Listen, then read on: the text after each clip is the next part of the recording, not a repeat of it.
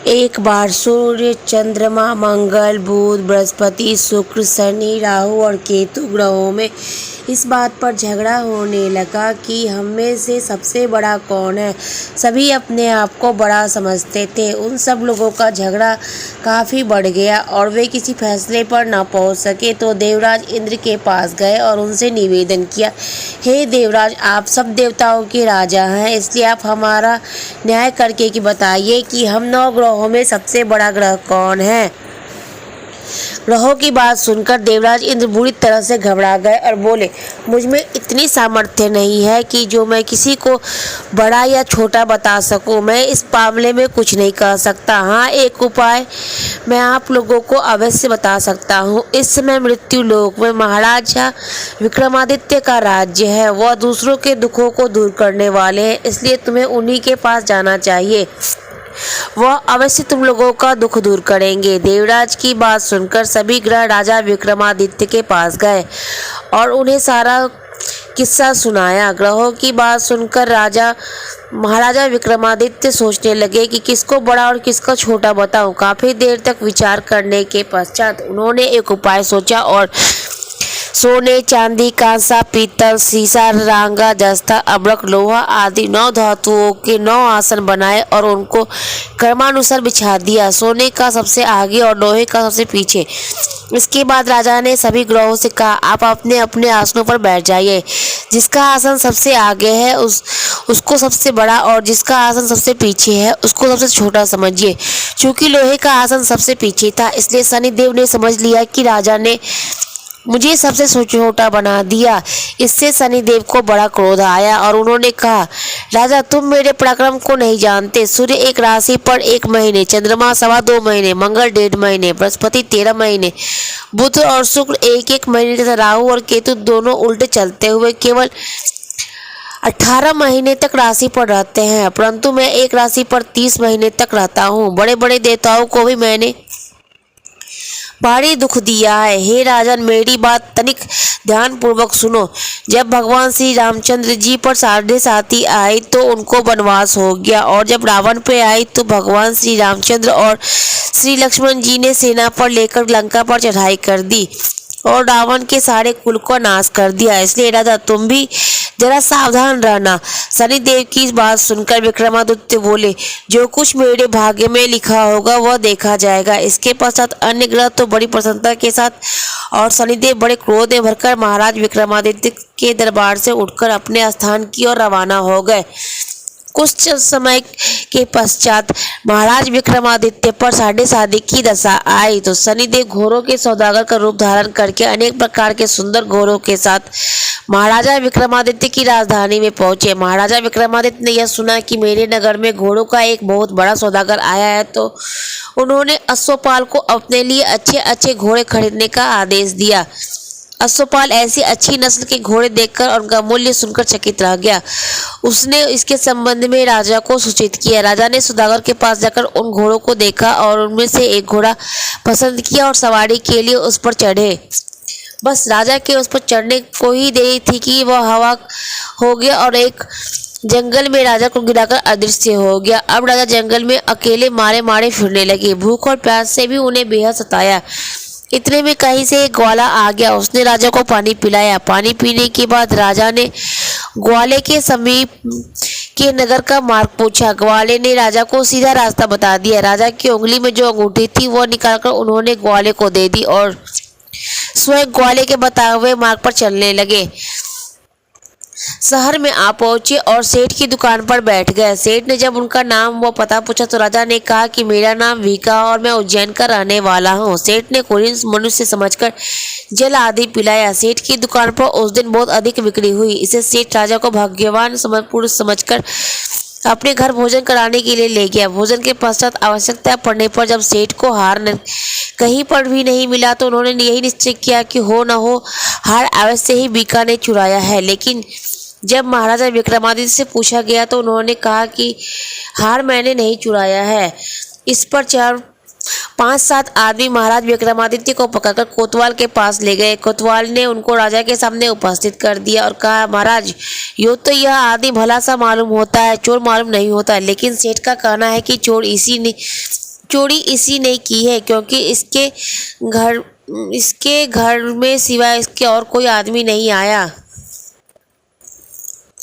इस पर राजा ने आज्ञा दी कि इसके हाथ पर कटाकर चुरंगिया किया जाए। राजा की आज्ञा अनुसार महाराज विक्रमादित्य के हाथ पर काट दिए गए। इसके पश्चात तो राजा की यह दशा हो गई कि जो किसी ने पानी उनके मुख में डाल दिया तो पी लिया, और यदि रोटी का टुकड़ा मुंह में डाल दिया तो खा लिया। इस प्रकार कुछ समय बीतने के बाद एक तेली उनको अपने घर ले गया और अपने कोल्हू पर बैठा दिया। महाराज विक्रमादित्य कोल्हू पर बैठे हुए दिन भर बैल हाँकते रहते। जब राजा की दशा समाप्त हो गई और एक रात को जब वर्षा के समय वह मल्हार गा रहे थे, तो उनका गाना सुनकर उस नगर में के राजा की लड़की उन पर मोहित हो गई, और उसने अपनी दासी से इस बात का पता लगाने के लिए भेजा कि देखो इस समय कौन मल्हार गा रहा है। दासी आवाज पर कान लगाकर इधर उधर देखती हुई खोज करने लगी। तेली के घर में उसने देखा कि चौरंगिया मल्हार राग गा रहा है। दासी ने वापस आकर महल में राजकुमारी को सब वृतांत बता दिया। दासी की बात सुनकर राजकुमारी ने प्रण कर लिया कि मैं विवाह करूंगी तो इस चौरंगिया के साथ ही करूंगी, और अगले दिन से ही राजकुमारी ने अनशन व्रत आरंभ कर दिया। दासी ने रानी को सब वृतांत सुना दिया। रानी तुरंत ही राजकुमारी के पास पहुंची और उसके मुँह दुख का कारण पूछा। माताजी, राजकुमारी ने कहा, मैंने प्रण कर लिया है कि अमुक तेली के घर में जो चौरंगिया है मैं उसी के साथ विवाह करूंगी। बेटी, रानी ने कहा, क्या तुम पागल हो गई हो? तुम्हारा विवाह तो किसी देश के बहुत बड़े राजा के साथ किया जाएगा। माताजी, मैं अपना प्रण कभी नहीं छोड़ूंगी। रानी ने चिंतित होकर यह बात राजा को बताई। राजा ने भी आकर राजकुमारी को समझाया। उसने पूछा, पुत्री, मैं अभी देश देशांतर में अपने दूत भेजकर सुयोग, गुणवान तथा रूपवान राजकुमार के साथ तुम्हारा विवाह करूंगा। जो तुमने सोचा है वह तुम जैसी राजकुमारी को शोभा नहीं देता। पिताश्री, राजकुमारी ने कहा, यदि इस संदर्भ में आप कुछ कहेंगे तो मैं अपने प्राण त्याग दूंगी, परंतु दूसरा वर्ण नहीं करूंगी। इतना सुनकर राजा ने क्रोध में भरकर कहा, यदि तुम्हारे भाग्य में ऐसा ही लिखा है तो फिर मैं इसमें क्या कर सकता हूँ। राजा ने उसी समय तेली को बुलाकर कहा, तुम्हारे घर में जो चौरंगिया है उसके साथ मैं अपनी लड़की का विवाह करना चाहता हूँ। महाराज, तेली ने कहा, यह कैसे हो सकता है? कहाँ आप हमारे राजा और कहाँ एक नीच तेली? भाई, राजा ने कहा, भाग्य के लिखे को कौन मिटा सकता है। तुम अपने घर जाकर विवाह की तैयारी करो। और फिर तेली अपने घर आकर विवाह की तैयारी करने लगा। फिर राजा ने राजकुमारी का विवाह चौरंगिया महाराज विक्रमादित्य से कर दिया। रात्रि के समय जब महाराज विक्रमादित्य और राजकुमारी मनभावनी महल में सोए तो आधी रात के समय शनिदेव ने महाराज विक्रमादित्य को स्वप्न में दर्शन में देकर कहा, राजन, कहो मुझको छोटा बनाकर तुमने कितने दुख उठाए हैं। तब राजा विक्रमादित्य ने शनि से अनेक प्रकार से क्षमा याचना की। इस पर शनिदेव ने प्रसन्न होकर महाराज विक्रमादित्य को पहले जैसा बना दिया। हाथ पैर दोबारा प्राप्त होने के बाद महाराज विक्रमादित्य ने हाथ जोड़कर श्री शनिदेव से कहा, महाराज, मेरी एक प्रार्थना है, आप स्वीकार करें। बोलो। जैसा दुख आपने मुझे दिया वैसा किसी और को न दीजिएगा। राजन, शनिदेव ने कहा, हम तुम्हारी यह प्रार्थना स्वीकार करते हैं। जो मनुष्य मेरी कथा सुनेगा या कहेगा, इसको मेरी ग्रह दशा में से किसी प्रकार का दुख न होगा, और जो नित्य ही मेरा ध्यान करेगा और चींटियों को आटा डालेगा, उसके सब मनोरथ पूर्ण होंगे। इतना कहकर शनिदेव अंतर्धान हो गए। प्रातः काल जब राजकुमारी मनभावनी की आँख खोली और उसने महाराज विक्रमादित्य के हाथ पर देखे तो आश्चर्यचकित रह गई। उसको चकित देख राजा ने अपना सब वृतांत कहा और यह भी बताया कि मैं महाराजा विक्रमादित्य हूँ। महाराज विक्रमादित्य की बात सुनकर राजकुमारी अत्यंत प्रसन्न हुई। प्रातःकाल जब राजकुमारी की सखिया ने उसका हाल पूछा तो उसने उसको सब वृतांत का सुनाया। तब तो नगर में प्रसन्नता की लहर दौड़ आई।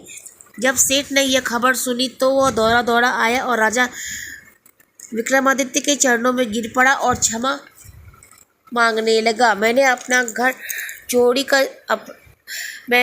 पर चोरी का झूठा आरोप लगाया, अतः आप जो मुझे दंड देना चाहते हैं दे दें।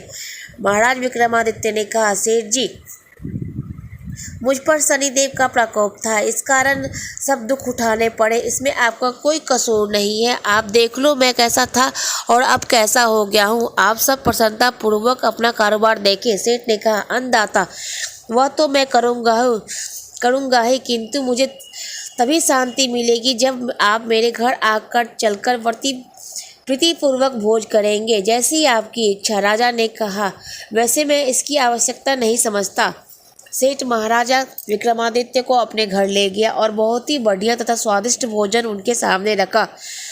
जब राजा विक्रमादित्य भोजन कर रहे थे तो एक आश्चर्य की बात उन्होंने सबको दिखाई। जो खूंटी के पास ताक पर अंगूठी गायब थी, अब नजर आ रही थी। महाराज विक्रमादित्य ने कहा, जब मुझ पर शनिदेव का प्रकोप था तो ताक में अंगूठी गायब थी, और अब जब शनिदेव का कोप समाप्त हो ही गया है तो ताक में अंगूठी उगल दी है। तब सेठ ने हाथ जोड़कर बहुत सारी मोहरें महाराज विक्रमादित्य को भेंट दी और कहा, मेरे यहाँ एक कन्या है, उसका पानी ग्रहण आप स्वीकार करें। इसके बाद सेठ ने अपनी कन्या का विवाह राजा के साथ कर दिया और बहुत सा दान दहेज भी साथ में दिया।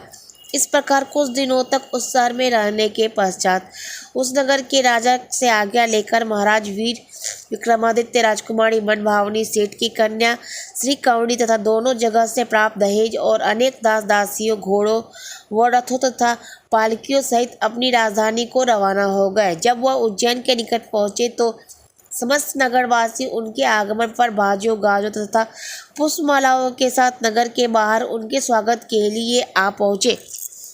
नगर में बड़ा ही भारी महोत्सव मनाया गया और अगले दिन महाराज विक्रमादित्य ने यह घोषणा कराई, शनिदेव सब ग्रहों में सर्वोपरि है। मैंने उनको छोटा बतलाया था, इससे मुझे बहुत दुख प्राप्त हुआ, इसलिए आज के बाद सब लोग उनकी पूजा किया करें। जो कोई शनिदेव की कथा को पढ़ता है या सुनाता है उसके सब दुख श्री शनिदेव की कृपा से दूर हो जाते हैं। जय शनिदेव।